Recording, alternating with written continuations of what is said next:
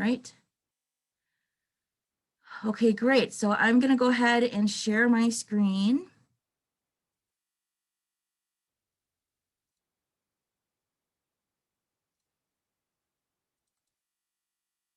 Oops. Let's see.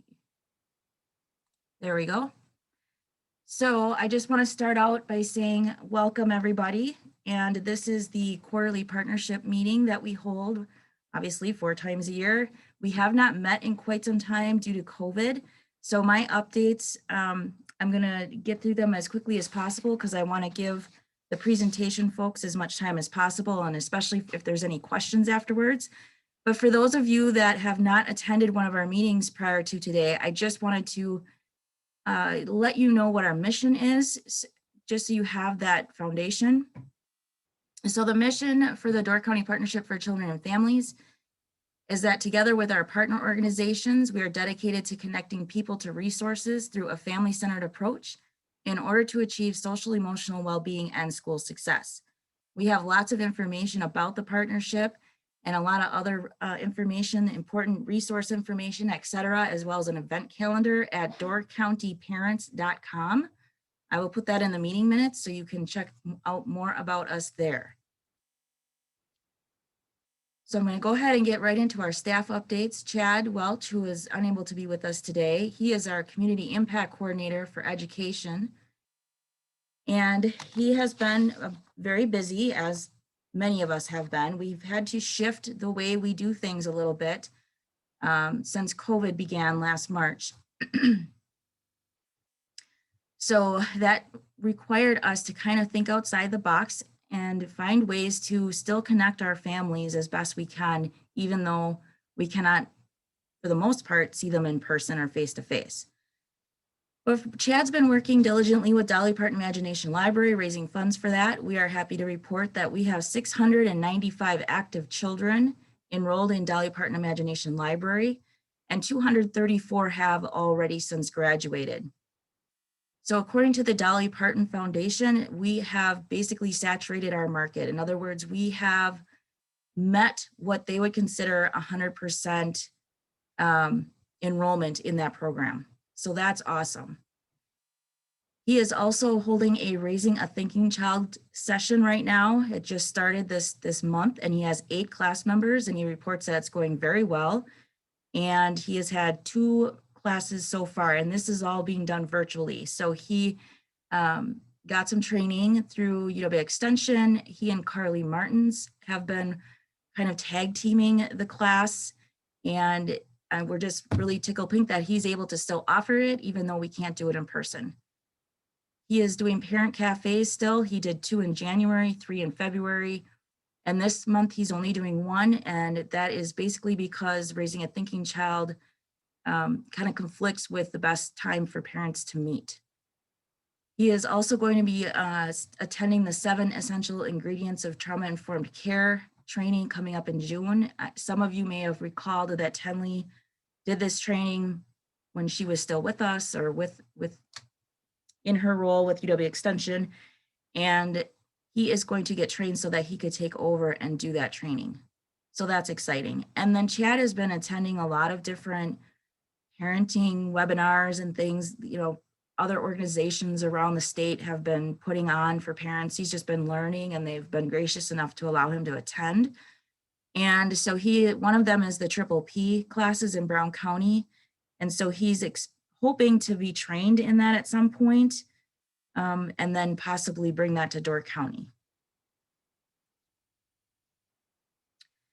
As for me, I am the community connector, so my role is to connect families with resources based on my personal lived experience to help them feel comfortable with connecting with those resources, because we all know lots of parents are out there needing support, but they're reluctant to get that assistance that they need.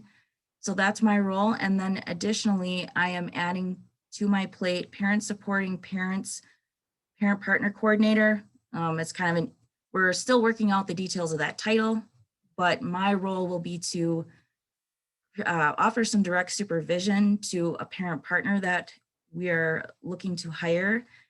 This will be a contracted position out of the United Way office. It is a collaboration and partnership with the county. This is Parents Supporting Parents is a state initiative. Some of you saw my presentation at an earlier meeting. I'll just briefly say that it is to provide a mentor to parents currently getting services through the Child Protective Services Unit, and that their children have been removed from their home. And so this parent, as a mentor, has gone through that process, has been successfully reunified with their children or child, is doing very well, and now wants to give back and help other parents going through that process so that it is not so scary. And they have found that there's a huge reduction in the chance that the children will be removed again. And also it shortens how long the reunification process takes. The model that we're using came from Iowa, and they have been using it for 12 years and they have had great success with it. So moving on to Community Connections, my 2020 year-end report, some of the highlights: I've served 46 families last year, which equates to about 141 individuals. That's a 12% increase over 2019. So we like to see that.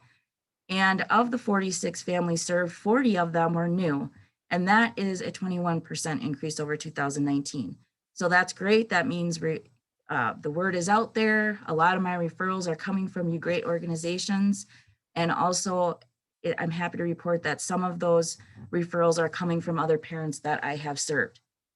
In 2021 so far, I have received 3 January referrals and 3 February referrals. Both months are slightly down over last year.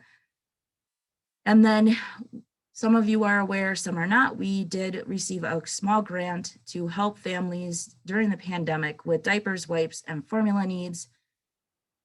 And last year I had 59 requests. And the really cool thing about this is that because of that connection, and it would have been a new connection, meaning I would never have touched that family's life in any other way other than this, I was able to get 6 of those families connected to ongoing resources for other needs. And then again, I have Parents Supporting Parents, and I kind of went over that already. So I'm going to stop sharing my screen because that is the end of my updates. And I'm going to go ahead and turn over the mic, so to speak, to Cami Peggar here from the United Way, and she is going to do an introduction for herself and Melissa, and then get going on the mental health presentation. So Cami, take it away. Okay, good morning, everyone.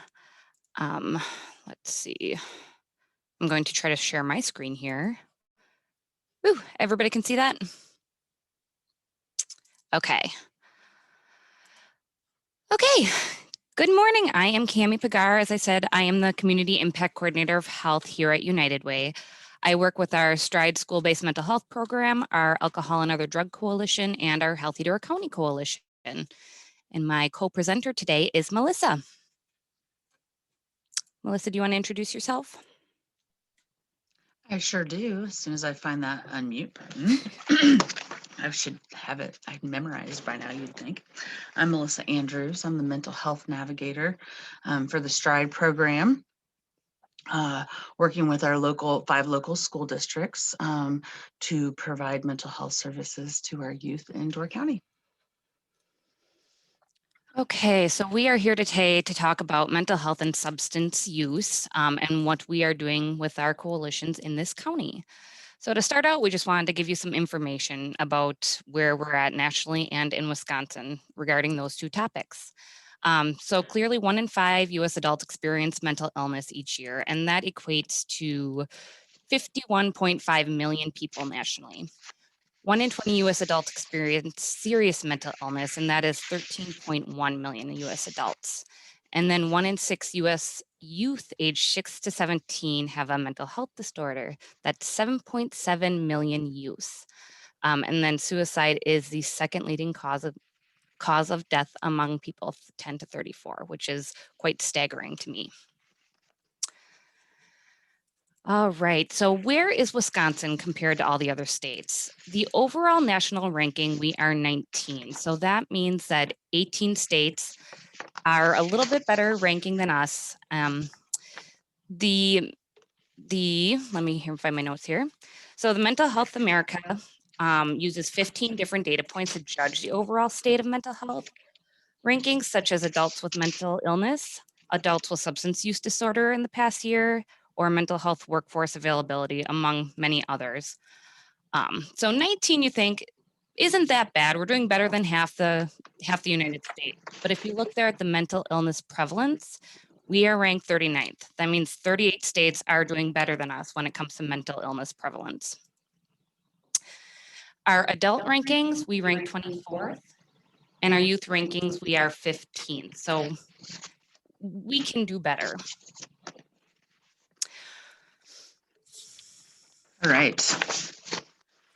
So in, excuse me, we can do better. And in our effort to do so, we looked at our stats for the youth in Door County. The lack of providers, in addition to our diverse geography, as you can imagine, is a unique challenge for a lot of people that live here. So in the state of Wisconsin, the mental health provider rate is 1 provider for every 490 people. And in Door County, that rate is 1 provider for every 730 people, which obviously is a huge concern for us and a barrier that we have been working to overcome. In doing that, we created the STRIDE program oh, sorry, I'm ahead of myself, Cami, or you. That's Sorry. okay. Okay, so let's talk a little bit about mental health and substance misuse. So a co-occurring disorder happens when a person experiences mental health and substance use at the same time. 9.5 million US adults experienced both in 2019. As you can see here by this chart, there's definitely a strong correlation between the two. The serious mental illness with substance use disorder is over 25% in 2018. And then the serious substance use disorder with a serious mental illness is also over 15%. Which you have to remember, somebody who has a mental illness does not always have a substance use disorder and vice versa. That is why there's a difference in that graph. Okay, so substance use for Wisconsin, 16% of adults are current smokers. That is right on par with the national average at 15%. But when it comes to alcohol, 24% of adults report they binge or drink heavily. And nationally, the average is 19%. So we are a little higher, but when it comes to our culture, we kind of know that in Wisconsin. And in the past few years, we've known that opioids have become a serious problem. In 2018, 78% of the overdose deaths have been opioid involved. Okay, so substance use with our youth in Door County, vaping has been shown to be very prevalent the past few years. According to our YRBS, the 17% of high school students in Door County have vaped in the past 30 days, and 38% have tried vaping. And you can see kind of the trends here when it comes to the grade. Okay, when it comes to alcohol, 30% of high school students have drank alcohol in the past 30 days, and 60% of high school students have tried alcohol. Okay, so what are we doing about this here in our county? What are our coalitions and how are we helping this problem? So a group of wonderful individuals in our community worked and came together and we launched our STRIDE program in the 2018-2019 school year. So as you can see on this slide, STRIDE does stand for Strengthening Trust and Resilience, Instilling Independence, and Discovering Empowerment. In short, we work with all 5 school districts to bring a school-based mental health program. So we started in 2018, and we had providers in all of our schools except for Sturgeon Bay Elementary in Washington Island. And so we worked to bring those together and got those on board by the following school year or late in that first school year. Essentially, we have all of our public schools have a mental health partner. So we work with local partners in our own community, Bellin, Door County Medical Center, Counseling Associates, and Department of Health and Human Services. I still want to call it community programs most days, for those of you who might remember it called that. So we partnered with those. And then, as you can imagine, having tapped all those resources in our community, we did have to get a little bit creative when it came to finding a provider for Washington Island. And not all providers see individual or work with kids that are under the age of 12. So we also had to look further to seek out some providers so that we could have providers in our multiple elementary schools for Sturgeon Bay. So in doing so, we were able to, that first year, start out, and we had providers 1 day a week in the schools. The goal was to have 1 full day. Some were only half day in the beginning, but I am very proud to say that now we have providers in all of our schools, and we've even expanded that to multiple days in the school, and being able to provide that support to as many youth as possible. In addition to that, not only providing that direct one-on-one counseling, but also providing resources to the staff at schools, providing trainings. We've had to shift that focus, obviously, in the last school year. That has changed a little bit as priorities and focus shifts in their own environments, but providing them resources and letting them know that they have people supporting them outside of their actual work environments as well. Okay. So in addition to our traditional Stride, we had started a Stride Creative, which is about a year old. We had started working with a certified art therapist, Jody Gonzalez, in the spring of 2020. And originally we had planned for her to go in schools to offer one-on-one art therapy with students. Then the pandemic hit. So we were not, she was just getting started meeting with students when the pandemic hit and we all had to go home. So we utilized her over the summer to create videos to help with resiliency and self-care that we wanted to share to the public. And those can all be found on our United Way YouTube page if you want to go back and look at them. And then over the summer, we regrouped and really figured out how we could utilize her to reach as many students as possible for this 2020 to 2021 school year. And we decided to go with small group after school creative therapy sessions. These students are referred to by parents or counselors, and they are small groups. So there's between like 2 to 5 in each group. We are running these sessions for, well, the first session in the fall was for 9 weeks. We are just finishing up our second session that was 7 weeks. And then we are going to offer our third session in the spring. With our Stride Creative, we did build a website to make it easier for these students to get referred and registered for this Mighty Teen program. And I do want to take a second to show you the website, if this works. Okay, it works. So you can go on this, it's stridecreativedc.com. We put a lot of resources on it, so it's not just for the Referred Mighty Teens program.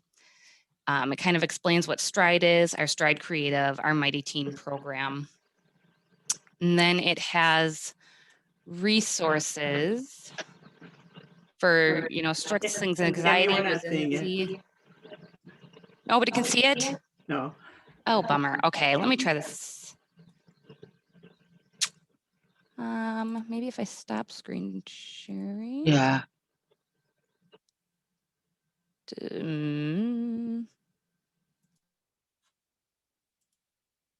Can you see it now? Okay, so this is our website. As I said, anybody can go on there and take a look. It's stridecreativedc.com. The Mighty Teens tab here is where parents can go on and register their kids for that small group Mighty Teen after school program. The About tab has a lot of additional information, and I just wanted to point out on this Getting Help, you will find the crisis hotlines. You will find the Door County Mental Health Resource Guide and some additional information. But besides the Mighty Teen program, what we also did was work with Jody to create a 9-week self-paced program that anybody can go on and register for. It takes you through 9 weeks of videos that leads you in self-resiliency and kind of self-care activities. Let's see, I guess I'm gonna have to. Now I'll just show you. So you go to the clubhouse and you have to register yourself up for that. I am already registered. And then as you can see here, it takes you through each week. And it has videos. So a lot of our mental health providers sometimes use this to work with their kids. But if you're an adult and you need to do that also, you can.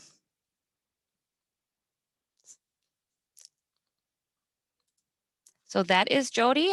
They're very interesting, they're very fun, and they're very relaxing. Okay.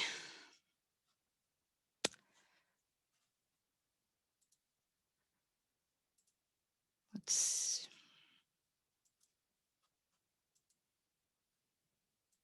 wonder if there's a better way to do this.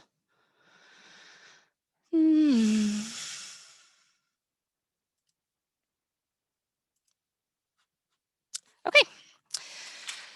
So our Stride Creative Mighty Team program, the first cycle in the fall of 2020, we had 23 students that got referred. And then in our second cycle that went from January to, this is our last week of that, there was 26 students registered. Our next cycle will be starting in the beginning of April, and the referrals go until March 31st. So that is where we are at with our Stride Creative program. Okay. Melissa and I were able to participate in a fun idea that came about at our Door County Mental Wellness Group. In July, we were able to talk with school administration and counselors about what they were going to need for this next school year when it came to resources and tools. And one idea that popped up was providing students with a mental health kit that they could use to relieve stress or have resources that they needed.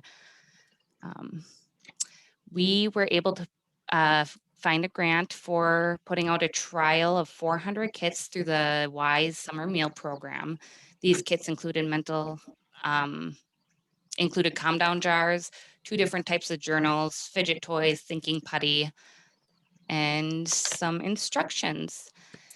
And then with the help of human resources and this, I think it was a CCS, I believe, we were able to fund mental wellness kits for all elementary school students in November. So we totaled 1,437 kits for every elementary student in November to utilize. Melissa, do you want to talk about the feelings thermometer? Yeah, so in conjunction with that, around that same time, we received an email from the state saying that Governor Evers' wife had released this feelings thermometer and that we were able to request up to 10 if we would like. I received that email on a Friday and promptly sent one saying, I'm going to want more than 10, but I'll take 10. And by Monday AM, they were like, yeah, so we had an overwhelming response to that. So they actually were kind enough to share their print file with us. So we were able to take that print file and then work with FLS banners. So giving back to our local community as well by helping our local small businesses.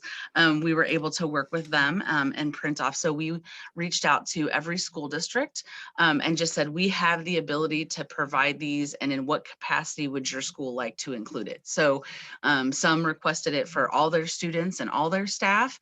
Others just had it for their elementary kids. Some, did actual lessons in the classroom with them. It was really cool to see what different, ideas people came about. But essentially it is, a 5x7 like magnet that you can put on your fridge or your cabinet next to your desk if you need it there.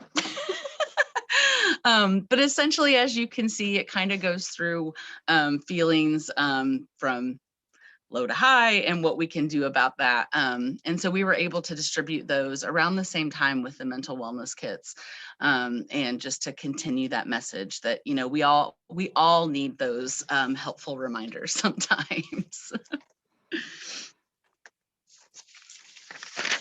Okay.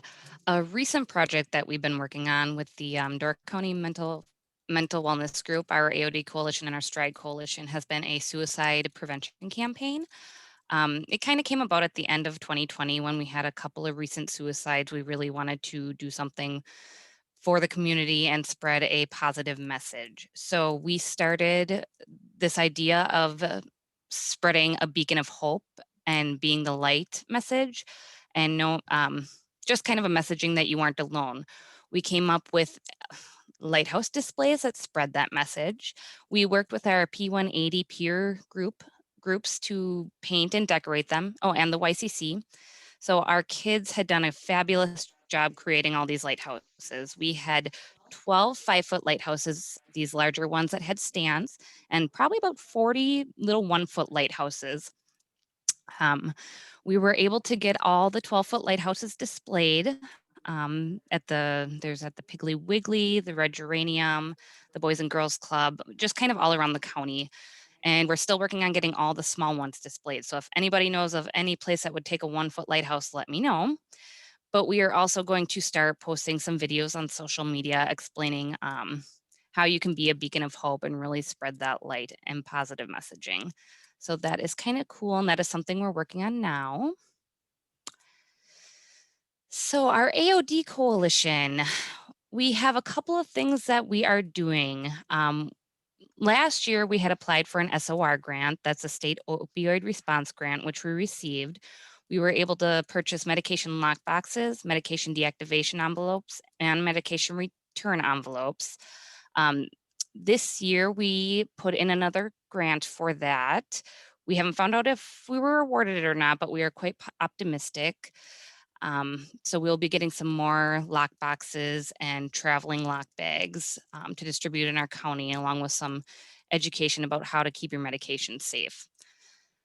We do have our hidden in plain sight backpack that educates parents and teachers and professionals about what tools students can be using to hide all their paraphernalia that they should not be having. As you can imagine, this past year, that has kind of been on a little bit of a hold, but we are optimistic with getting those back out there this summer and this fall, presenting at schools for teachers and the parents.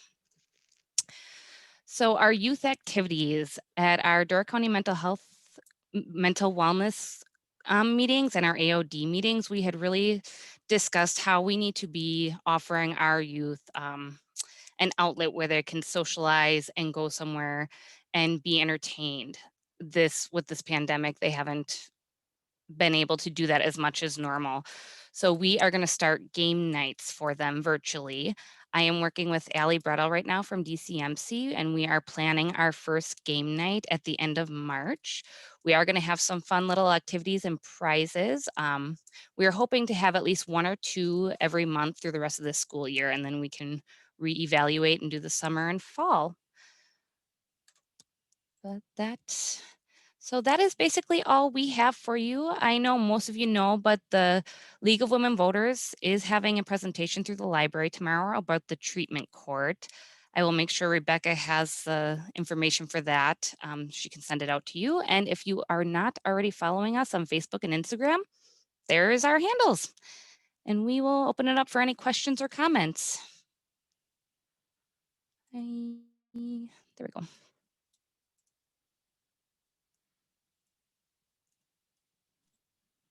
My comment is that I am so grateful for all that the United Way staff are doing. This doesn't happen in most communities.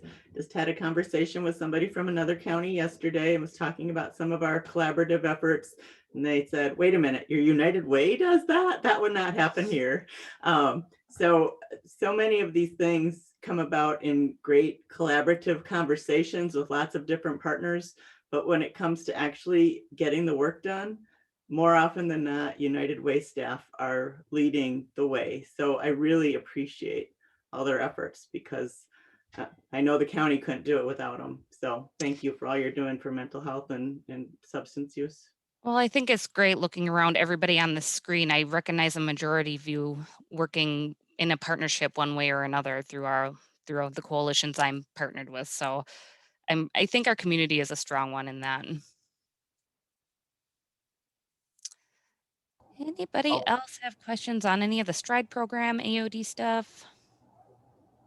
No question. I just want to quickly jump in and second what Corey shared, that as someone who gets to see kids go down the hall to meet with a therapist right here in our building, and just the slow, steady positive progress we see, it's life-changing stuff, and greatly appreciated. Brings tears to my eyes. It makes me really happy I decided a career shift a year ago.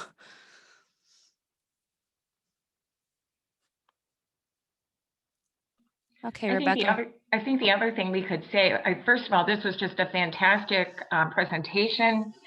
For someone like myself who's retired, sometimes it's really hard to realize everything that's happening, but I think all of you really need to congratulate yourselves on all the work you did during this really, really difficult time to continue to provide services in our community, to our children and our families. So thank you so much. You guys it's fantastic.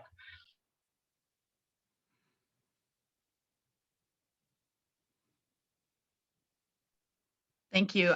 One thing I just would like to say, because I think there's always silver linings in situations where we're less than happy with what they are. And one of those, I think, for us has been the change in the acceptance of telehealth. So when we first started this, having conversations with schools and providers and even students about telehealth, it seemed logical that Washington Island they would have telehealth, but really being able to then pivot and have that implemented in all of those to ensure that we didn't have an interruption in that. And I really appreciated Corey. There are things about Medicaid and how health insurance works that I didn't necessarily understand, that telehealth wasn't such, you can bill for that necessarily. So having to really understand how some of those things could change, and our state, reacting somewhat quickly to that to ensure that we could continue to provide that service was huge too. So I'm just always impressed with our ability to persevere.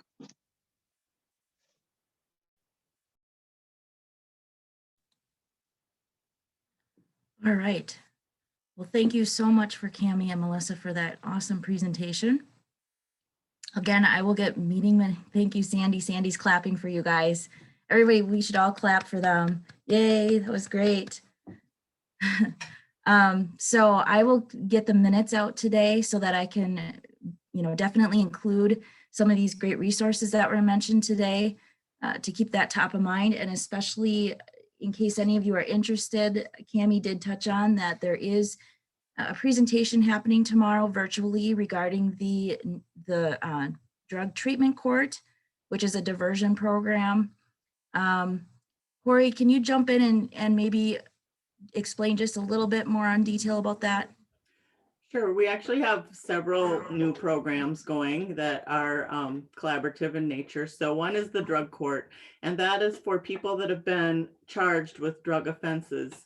It's an alternative to incarceration or other penalties. And if they agree to cooperate with the programming that the team determines with their participation is appropriate, the charges can be wiped clean in time. We also have two other programs, our adult diversion program and our youth diversion program. So the adult diversion program is run out of the Sheriff's Department, but in collaboration with Health and Human Services. So we employ the court services coordinator who kind of oversees all three of those initiatives. Then there's a case manager who does case management for adult and youth diversion also in our department. But it's big collaborative between the Sheriff's Department, the DA's office, Health and Human Services, and other partners around the community. And they've all gotten off to really great starts. We've been really impressed by the number of referrals coming for the youth diversion program in particular. We're purposely going very slowly with the drug court. So I believe we have I think we might be up to 3 individuals enrolled right now. The goal is to have 8 by the end of the year. So we're rolling that out very intentionally to make sure that it's successful. The hope is to expand that over time to other types of treatment court. So we're focusing on drug court, but it will also in time serve individuals with mental illness, veterans, and others. So some counties have multiple courts. We only have our 2 judges, so it will probably all be one court, but with kind of multiple legs to it. Thank you, Corey. I was Okay, just gonna say, I was part of treatment court in Brown County, the adult treatment court, and it is a fantastic approach to, diversion and keeping people out of the system that don't belong there, so to speak.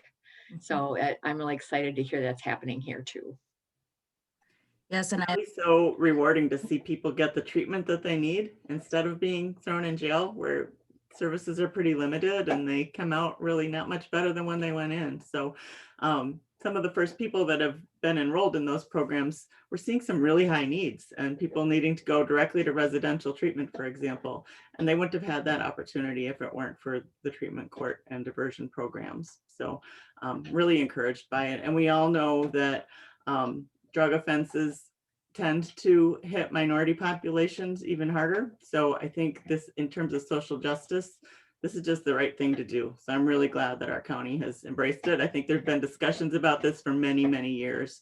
And finally, all the stars kind of aligned with new people in new positions and funding becoming available. And so it's really awesome to see.